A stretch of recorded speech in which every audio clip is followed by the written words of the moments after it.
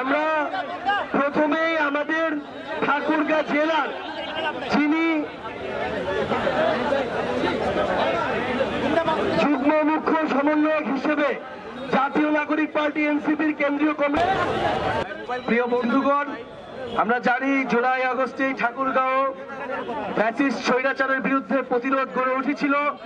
আমাদের এখানে হাজার হাজার শিক্ষার্থীরা রাজপথে নেমে এসেছিল, আহত হয়েছিল, শহীদ হয়েছিল। আমরা সেই সকল শহীদদেরকে স্মরণ করছি, তাদের রুহের মাগফিরাত কামনা করছি। জাতীয় নাগরিক পার্টি জুলাই গণ অভ্যুত্থানের পরে যে নতুন বাংলাদেশের স্বপ্ন, বৈষম্যহীন গণতান্ত্রিক বাংলাদেশ, কৃষক শ্রমিকের বাংলাদেশ, সাধারণ মানুষের বাংলাদেশ, ইনসাফের বাংলাদেশ, মর্যাদার বাংলাদেশ, সেই বাংলাদেশের জন্য লড়াই করছে।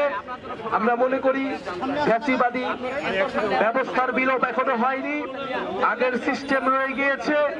ফলে সেই সিস্টেমের বিলোপ করে নতুন দেশ গঠনের জন্যই এই নতুন পার্টি এবং আমাদের কর্মসূচি।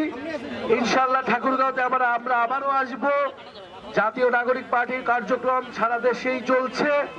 আপনারা আমাদের হাতকে শক্তিশালী করবেন, তরুণ এবং বিকল্প নেতৃত্বকে বেছে নেবেন এবং এই জুলাই গণ অভ্যুত্থানের ঘোষণাপত্র, মৌলিক সংস্কার, জুলাই গণহত্যার বিচার এবং নতুন সংবিধানের জন্য আমরা লড়াই করছি। অবশ্যই জুলাই আগস্টের মধ্যে জুলাই ঘোষণাপত্র দিতে হবে এবং এর সাংবিধানিক ভিত্তি থাকবে এই জুলাই ঘোষণাপত্রের। যেই কারণে আমাদের দেশের হাজারো মানুষ রক্ত দিয়েছে, জীবন দিয়েছে, আমরা তাদেরকে স্মরণ করতে চাই, তাদের আত্মত্যাগ। সেই আকাঙ্ক্ষার ভিত্তিতে বাংলাদেশ হবে। ঠাকুরগাঁও আমরা জানি কৃষক সমাজ এখানে অবহেলিত রয়েছে, তারা তাদের ফসলের ন্যায্য মূল্য পায় না। আমরা সেই কৃষকদের জন্য কাজ করতে চাই।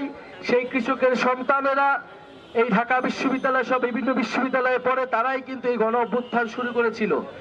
ফলে এই কৃষকের সন্তান এবং এই কৃষকের মাটি থেকেই, ঠাকুরগাঁও থেকে আমরা আমাদের নতুন বাংলাদেশের স্বপ্নের কথা বলছি। আমরা জানি ঠাকুরগাঁও এলাকা এবং উত্তরবঙ্গের সীমান্তবর্তী এলাকায় সীমান্ত হত্যা একটি বড় সমস্যা।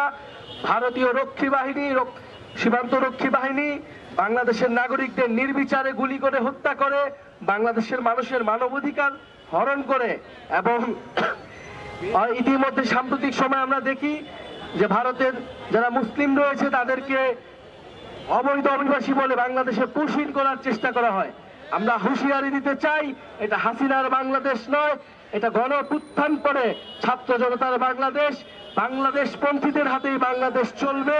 ফলে এই সীমান্ত হত্যা যে কোনো মূল্যে আমরা বন্ধ করব এবং উত্তরবঙ্গে ঠাকুরগাঁও সহ যে অবহেলিত জেলাগুলো রয়েছে সেখানে কোনো ধরনের আঞ্চলিক বৈষম্য, অর্থনৈতিক বৈষম্য থাকবে না।